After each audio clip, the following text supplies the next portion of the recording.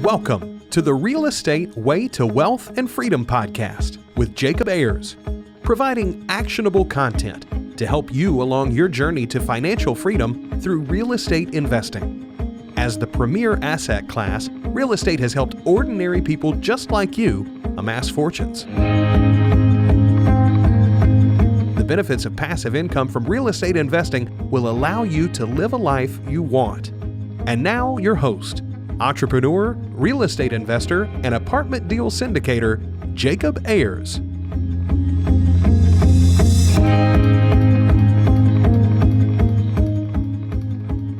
Hi, and welcome to the Real Estate Way to Wealth and Freedom podcast, episode 101. Today, our guest is Inaky Strick. Inaky began his real estate career at Sotheby's International Realty, where he represents luxury custom home builders. He then moved down to the Caribbean to become the business development manager for Mahogany Bay Village, the largest and first luxury branded resort in the country of Belize. Today, Inaky is the director of investor relations at Four Peaks Capital Partners, a private real estate investment firm that focuses on mobile home park communities and gives accredited investors the opportunity to invest passively. Inaky is also the #1 Amazon best-selling co-author of The One Thing That Changed Everything, endorsed by Brian Tracy. This book is for anyone who is seeking mentors who have found a path to success. Without further ado, let's jump into today's episode.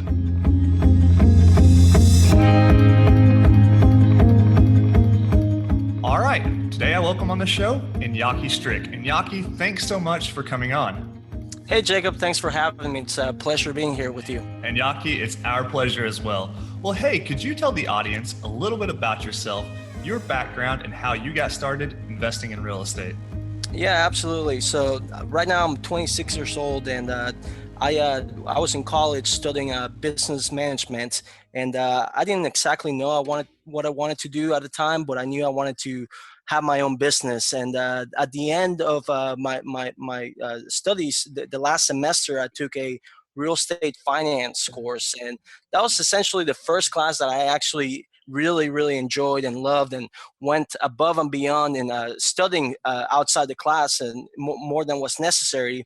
And essentially I found a little purple book called Rich Dad Poor Dad by Robert Kiyosaki, and man, that was the first book that I read by choice and multiple times. And once I picked it up, I couldn't put it down. And it really opened up my eyes about real estate and the power of investing in real estate. So, I had good grades in college. I had good interviews set up to go out into the corporate world. But after I read Rich Dad Poor Dad, I decided I wanted to be a real estate investor. So now it was time for me to figure out how I could educate myself on investing while at the same time making an income. So I didn't want to go into the corporate world because I felt like I would spend too much time working for a job that I didn't really enjoy. So I said, what can I do now? Well, maybe I can start selling real estate. So I got my real estate license right out of college and started by selling real estate. Eventually, I started working with Sotheby's International Realty, which is the #1 luxury broker in Houston, Texas. And I represented some of the best custom luxury builders in Houston. And that's really how I got started by selling real estate. And my focus was primarily on sellers and luxury builders, because for any of your listeners out there, if they're real estate agents, I highly recommend that you control the listings. Focus your marketing efforts on getting listings, because when you have listings, now you have other agents showing your properties and you have more freedom and time to go out and continue to expand your business. When you're working with buyers, you can only handle so many of them at the same time. But when you're working with sellers, you can handle as many as you can take on. Yeah, awesome, Inaky. Well, it sounds like you had a good timing for picking up that little purple book that so many of us are familiar with. And I'm actually pretty jealous that you read it and towards the end of your college career, because it really set the direction for your career path from there on out. And like you said, you weren't really looking to get into corporate world where many people, that's kind of the path they take. So really cool stuff there. Tell us how you've kind of transitioned from your role selling real estate to what you're doing now. Yeah, absolutely. So there's a couple things that happen in between there and now, and I think the very first thing that kind of got me to move quicker into my ultimate goal was to be a real estate investor, not a realtor. Being a realtor was just a way for me to make an income while I learned. So I started researching and finding other investors that could essentially teach me how to invest, and that's when I came up on the Real Estate Guys radio show, and I really liked their information. I really liked what they were talking about, and they were promoting their investor summit at sea. And oh man, I'll be honest, the price tag was a bit too high for me at the time because I had just graduated college, just entered my new career, and but I knew that because there was such a high barrier of entry, I knew that the people going were going to be the real deal. So I had to figure out a way to get there. And so, I'm always a believer that if there's a will, there's a way. So I didn't let that price tag stop me. So I did a little bit of research and found out that they had a young adults program, and that was going to be their first year running it. So for anybody of the ages 18 to 25 years old, they would essentially cut their price tag in half just so that they could come and join. At the time, even with the price being cut in half, that was still a little bit high for me. So I kept digging, and I found out that they had sponsorship packages where if you sent in a video and applied and you got chosen, they would cut the price tag in half again. So I did that. I sent a video pretty much telling them why I wanted to be there and the reasons why they should pick me. And eventually they did. So I went on the Real Estate Guys Radio, Investor Summit at Sea. I met so many incredible people. But I think the biggest, that's where I met Robert Kiyosaki for the first time. So that was amazing. We were actually there on, it was his birthday party and his 20th year anniversary. So we had a big party for him. So it was just awesome being able to spend that time with him. But there I grew a relationship with Robert Helms and Russell Gray, which they have the development project in Belize. It's called Mahogany Bay Village. It's the biggest resort in the entire country of Belize. And so I was looking for some place where I could take my sellers that had just sold their luxury home and got a lot of capital in their bank accounts. I was trying to find a way for them to be able to invest it. And so when I saw Mahogany Bay Village, I was like, this is it. This is where I need to bring them. So we worked out on a business model to where I could bring my clients down. But eventually one day they called me and they said, hey, a position opened up down in Belize and we would like for you to take it if you're willing to move. I was like, oh my gosh, I knew that by going down there and working for them, it would take me a step closer to continuing to learn about investing from the best people that I knew. So I took that job, moved down to Belize, lived in the Caribbean for a while, and man, that was an amazing experience. Yeah, and Yaki, so much good stuff here I want to touch on. And the first thing is going back to trying to swallow that price tag in the Investor Summit at Sea. It is an expensive price tag, but you were just persistent in your action to make it work. Sent in that awesome video, got selected, and were able to go and network with all these people. And a point I want to touch on here, Yaki, is you and I are acquaintances, follow you on social media. Every time I turn around, you are rubbing elbows with the big players in this space: Robert Helms, Russell Gray, Robert Kiyosaki. I've seen you at dinner with Gary Vee before. I mean, you are out there networking. And I'm just like, what is Inaky doing most of this time? And it's because of your persistence. You're always out there networking, building these relationships, and it's really helped you get to where you are. So this opened up this new door for you to move down to one of the most beautiful places in the world, in my opinion, and that is the Caribbean country of Belize. So you're down here now through these connections you've made, working with the real estate guys, Robert Helms and Russell Gray, helping them develop and sell this new Mahogany Bay Village luxury resort. And I think it's a really cool transition that you've taken from your Sotheby's experience, helping these sellers who have come into this new acquired capital and helping them place it in these investment properties down in Belize. So really cool stuff there. Well, tell us what was next in your journey from there, Inaky. Yeah, so after being down in Belize and living the Caribbean life and living on an island, I decided to move back to Texas. And now that I came back to Texas, well, let me back up a little bit. Just going to the Real Estate Guys events, I figured out that there was a thing called syndication. And syndicating essentially means you are putting together resources, teams, and projects and investor capital, and you're bringing it all together so that investors can invest in bigger deals together, and you can use other people's money and other people's time and other people's experience. So when I learned about syndication, I figured out, that's my next thing. That's what I want to do. I want to raise capital, and I want to help investors invest passively in bigger deals. So essentially, I moved back to Texas, and one of the investors that I met on the Investor Summit at Sea, his name is Andrew Lanoy, and his partner Mike Ayala. They reached out to me, and they're like, "Hey, we're growing our company. We need some help, and we need a new director of investor relations, and we'd like for you to come and work with us." And so it was just kind of perfect timing. And so now what I'm doing is I'm going out and building relationships with investors and allowing them to learn about investing in mobile home parks through Four Peaks Capital Partners. And so now essentially my job is to keep going to these events and keep meeting all these amazing people and building relationships with them. Yeah, that's awesome, Inaky. So kind of tell us how that works being such a young professional in this space, because like you said at the beginning of the show, you're 26 years old, but you've got all this awesome experience so far. So how have you not let that hinder you in going out and rubbing elbows with these, big players in the space, raising capital from people? I mean, that's the real deal. So can you talk a little bit about that aspect of things?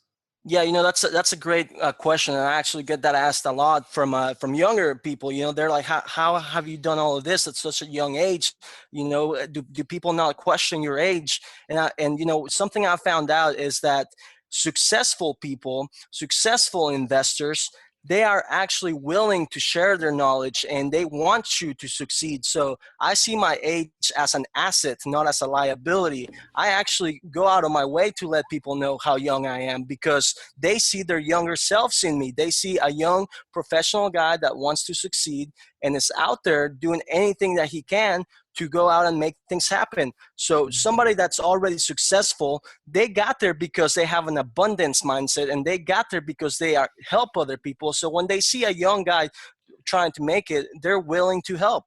Oh man, Inaky, I love it. So you're taking this young age as an asset and not, a detriment to your success. So man, I absolutely love it. And I think it's really important to point out to the younger audience members out there to not let your young age get in the way. You're out there rubbing elbows, doing deals, making big connections, and you're just doing it because, you're out there being persistent. So really awesome stuff.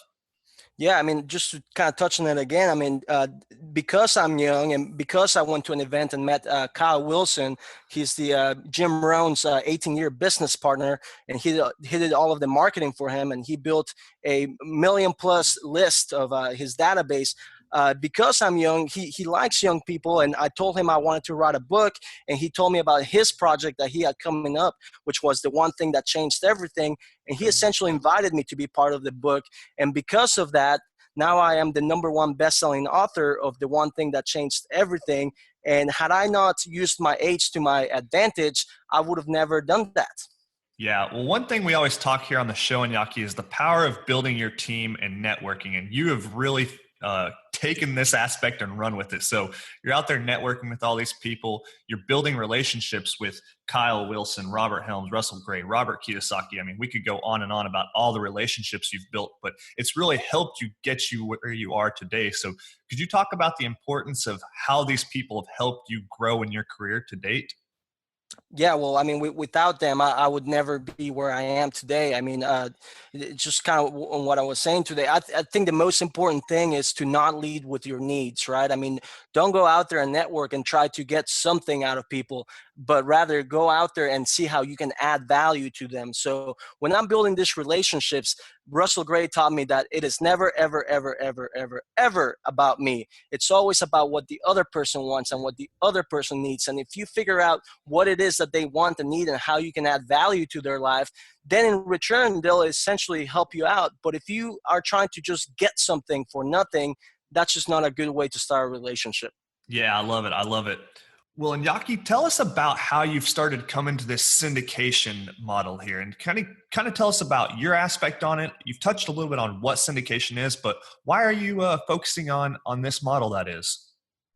Yeah, I think, by doing syndication, you can help other people that are busy professionals that may probably understand the benefits of real estate, but they probably don't have the time to do the research or the knowledge, or they don't have the time to go out and get the knowledge. and you're able to help other people invest in real estate passively, and ultimately together we achieve financial freedom. So to me, it's not just about the money. To me, it's also about being able to help other people achieve financial freedom, because I believe the more people you help, the better your life is going to be. So syndication allows me to do that, and syndication is a way that not only can I achieve financial freedom, but I can help others achieve financial freedom. And Yaki, one of the recurring themes I'm seeing here is helping others, all the way from mentors who you're trying to network with to your clients and customers that you're trying to help syndicate deals with.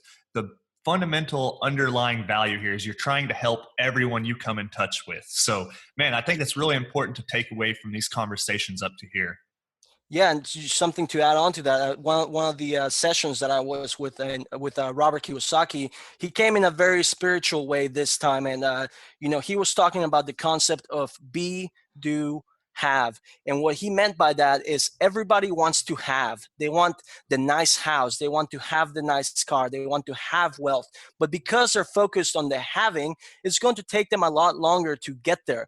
He says you need to first focus on the be, then on the do, and then on the have. So who do you need to be today? Who do you need to become? How do you need to behave so you can go out and do the things necessary so that you can eventually have what you want? So if you become the person that's always helping, if you behave in a way where you are adding value to other people, essentially you're going to start doing things that will eventually make you have the things that you want. So it's a little bit of a mind shift there. So rather than focusing on what you want, first focus on who you need to be.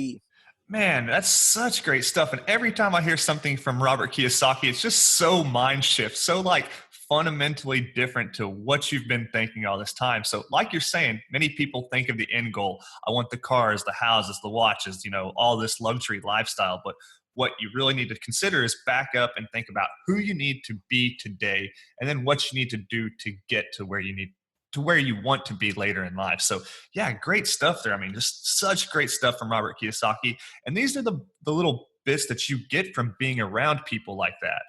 Yep. Yeah. I also had the pleasure to have lunch with Tom Hopkins, and he taught me to use money and love people. Don't love money and use people. And it's just a little small sentence, but oh my God, it makes so much sense.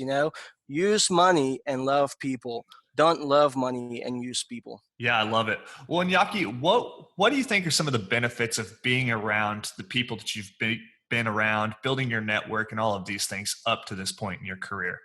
Yeah, I think the biggest benefit is that you don't have to go out and reinvent the wheel. You can learn from people that have already been there and already done that. One of the ways to learn is to make mistakes. I think a better way to learn is to learn from other people's mistakes. So all these successful people, they've definitely gone through their ups and downs. So if I can get around them and they can give me advice and they can tell me things on how they went wrong and how they succeeded, then I think it is a lot easier. Robert Helms says, more sooner is better.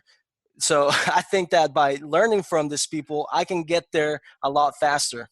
Yeah, that's awesome. Well, and Yaki, I really wanted to dig into your background because it's pretty unique. You're a young guy. You've been out there just doing all kinds of stuff, building relationships, moving around, doing all kinds of interesting business stuff. And it's because you've been able to make these networks and these relationships and develop all these cool, unique experiences. And now you've kind of taken that over to some experience at Four Peaks Capital Partners, where you're doing something really unique there. So can we kind of transition into more of the nuts and bolts real estate of what you're doing there and what it looks like for you? Yeah, absolutely. So I'm the director of investor relations at Four Peaks Capital Partners, and Andrew Lanoy and Mike Ayala, they're the general partners, and we have about 70 employees across three different companies. We have a property management company, we have a construction company, and then we have Four Peaks, which is the investment side of things. And essentially, we looked at different businesses and different asset classes to where we could go out and, let accredited investors partner with us passively. So we first took a look at single family homes, but essentially these are getting scooped up by homeowners attempting to get their next home before interest rates rise. And there's so many investors learning about the power of real estate investing and buying up most fixer uppers. So there was just too much competition in that space. So then we looked at multifamily, and as you probably already know, cap rates are getting compressed in multifamily. And I'm not saying there's not any good deals out there. I'm just saying we wanted to have scale and we wanted to move fast. So we had to look for a different asset class that was recession resistant and delivered income and growth. And that's how we ended up with mobile home parks. And essentially, there's many benefits to investing in mobile home park communities. We say it's one of the biggest secrets in real estate investing, even though more people are starting to find out about them. But essentially, we like that they're recession resistant because if you think about it, nobody has a crystal ball. Some may say that the next downturn is coming soon or later, but we all know that it's definitely going to be here. It's not a matter of if, it's a matter of when. And mobile home parks, if you think about when somebody loses their job and they lose income, if they own their home, they may have to sell it, downsize, and go rent.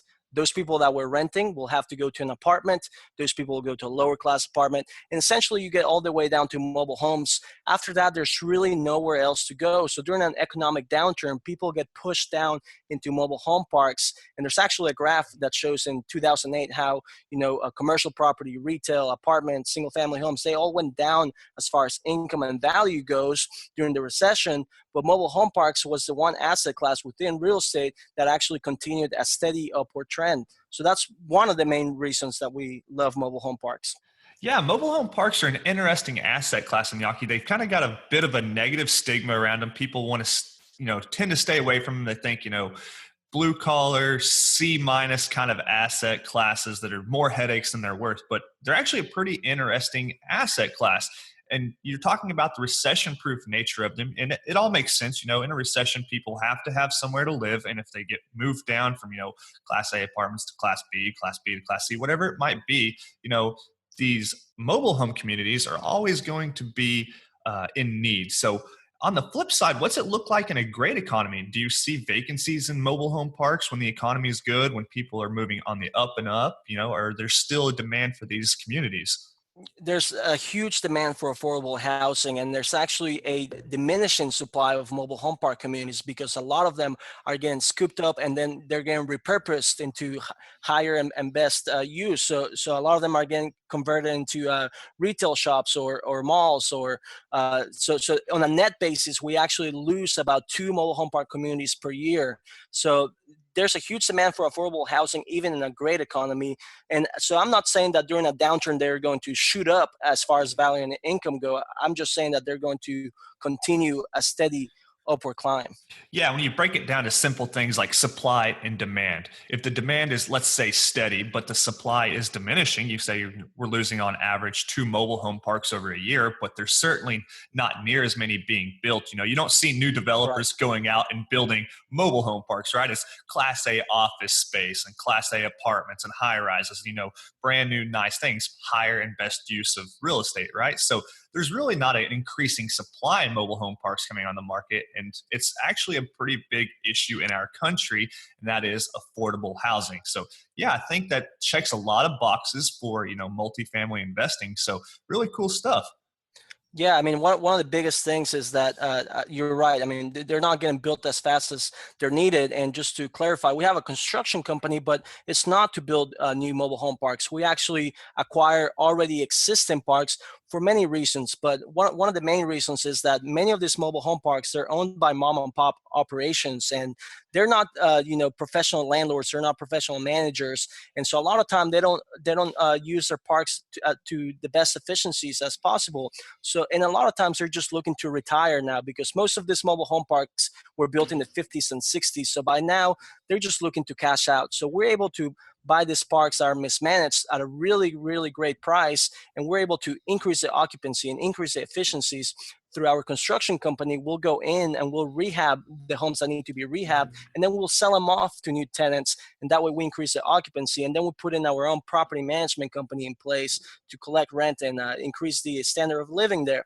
A lot of these homes, our business model is not to actually own the structures. We want to only own the land. And now we go through a process because a lot of times the parks own the homes, but essentially we want to only own the land and have them pay rent on the land, because by them owning the home, it does a lot of things for us. First of all, it increases the pride of ownership, so they take better care of the communities. But it also reduces our maintenance and management costs, because they own their home. If there's any broken toilets, broken cabinets, or anything that happens on the interior of the home, they take care of, because it's their home, they own it. But the biggest thing that them owning the home does for us is it gives us a more consistent source of cash flow. One of the biggest expenses for a landlord is tenant turnover. Well, by them owning the home, they're going to stay there for a lot longer, because even though they're called mobile homes, that's actually a misnomer. Once that home is on a park, it costs about $6,000 to move them. So they'll stay there for a lot longer and continue to pay that rent on the lot. Yeah, mobile homes are not all that mobile, it turns out.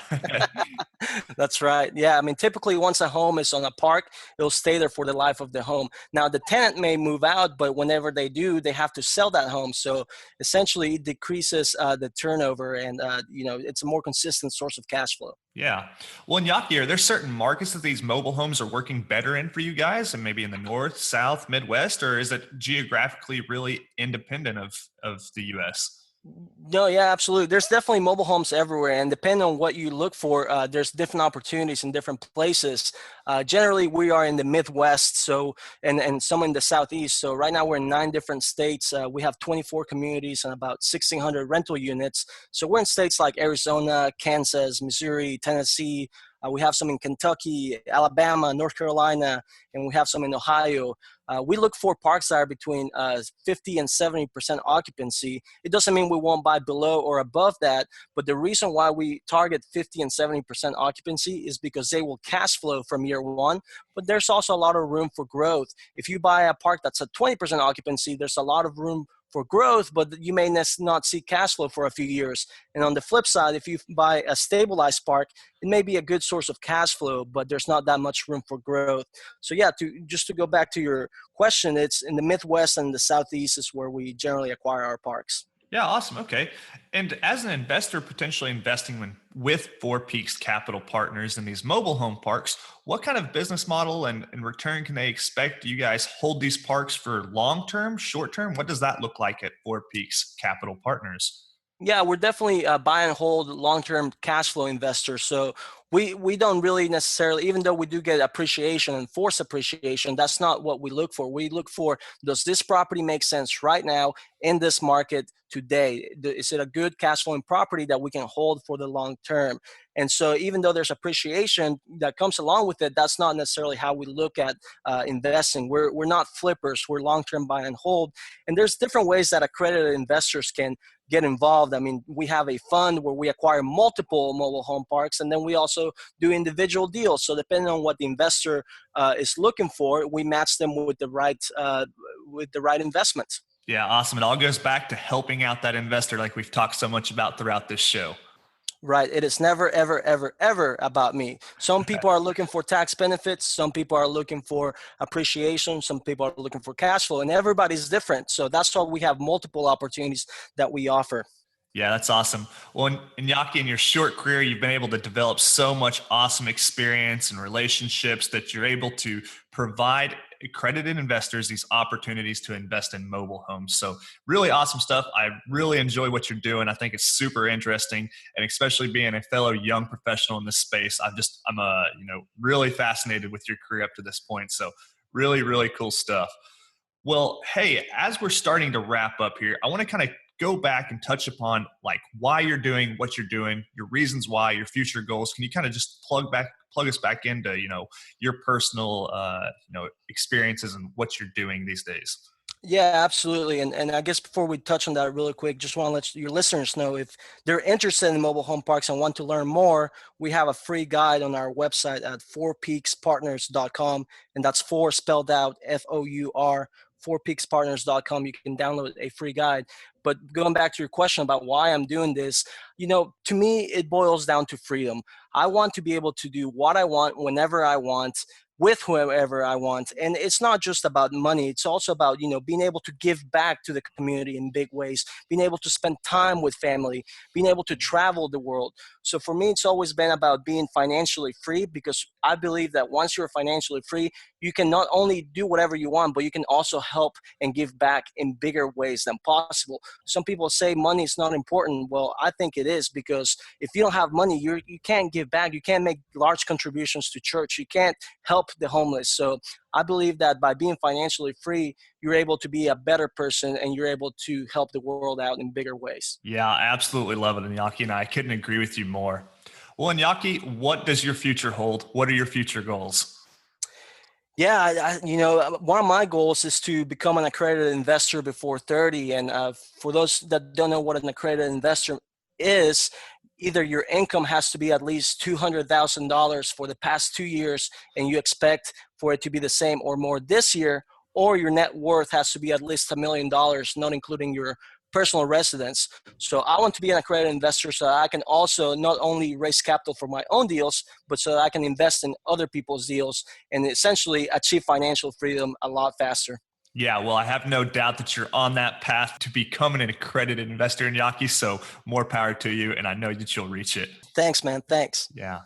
Well, Iñaki, as we're wrapping up here, we've got a lightning round that we ask every guest on the show. It's just a series of questions we'd like to fire at you, and you just give us a quick answer. How does that sound?